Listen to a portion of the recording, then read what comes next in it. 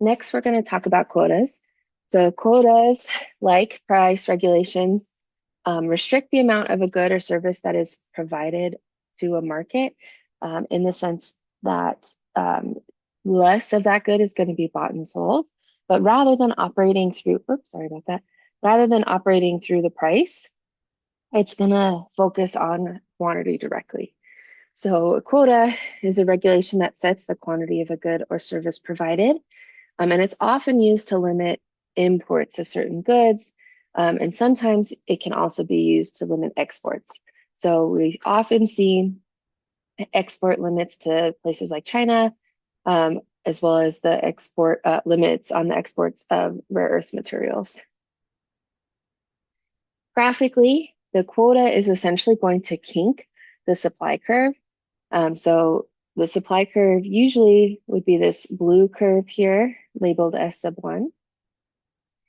But with a quota, it kinks at the quota amount. So from 0 to 499, it looks exactly like that regular price, supply curve.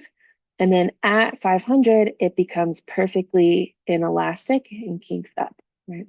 What that says is that it doesn't matter how high the price goes, no more than 500, in this case, tattoos, will be able to be bought or sold.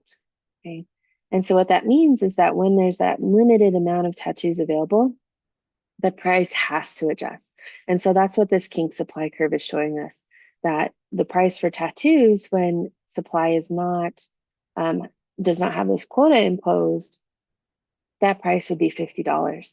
But with the quota, that price jumps to $100 in order to allocate the 500 tattoos that can be sold, right? So without the quota, consumer surplus is very large. It's area A plus area B plus area C. And producer surplus is area D, E, and F. But when the quota is imposed, it radically reduces the amount of tattoos bought and sold, right? So the number of tattoos exchanged falls from 1,500 to 500. That means the price is going to need to increase to 100. And so we're going to get this reduction of tattoos sold of 1,000. So we have this huge area of deadweight loss of C plus E. Some of the surplus is going to be transferred from consumers to producers as a result of that price increase. So producer surplus is now B, D, and F, and consumer surplus is just area A. So this this slide walks through what we just talked about in that graph. The quota sets the maximum limit on how many tattoos can be bought and sold. This restriction we represent using a kink supply curve such that the supply curve becomes perfectly inelastic at the quota limit of 500 tattoos. The quota causes the number of tattoos traded to fall by 1,000 from 1,500 to 500. And like we discussed, this results in a deadweight loss of C plus E. Buyers and sellers cannot exchange as many tattoos as they would otherwise like to. This requires that the price of tattoos increases as consumers compete with each other for one of the 500 available tattoos.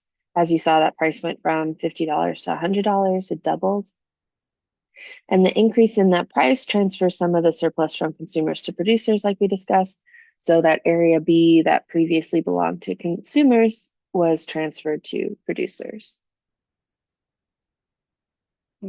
Again, some examples of the quota. Import quotas are very common. Taxi cab medallions, like we see in New York or in San Francisco, are a type of quota. They limit the number of taxi drivers that can operate in the city.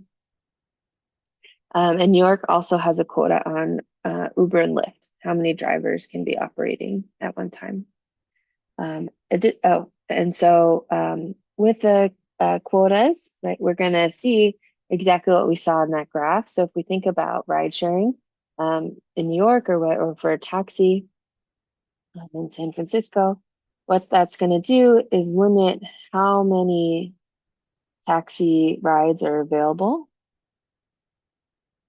which means that that price is going to